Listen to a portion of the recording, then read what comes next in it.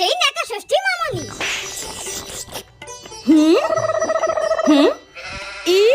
তোরা এরকম বোতলে জল খাস কি করে রে? তোদের প্রবলেম হয় না? এইসব বোতলে জল খাস কি করে? না রে, আমাদের কোনো প্রবলেম হয় না রে। আমাকে দেখেছিস? এরকম বোতলে ছাড়া তো আমি জল খেতেই পারি না। কেমন একটা চিফ চিফ লাগে অন্য বোতলে জল খেলে। ঢঙ্গি মাসি একটা।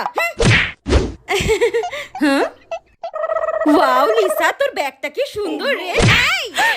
Please don't touch my bag. আমার ব্যাগটা তো নোংরা হয়ে যাবে নাকি?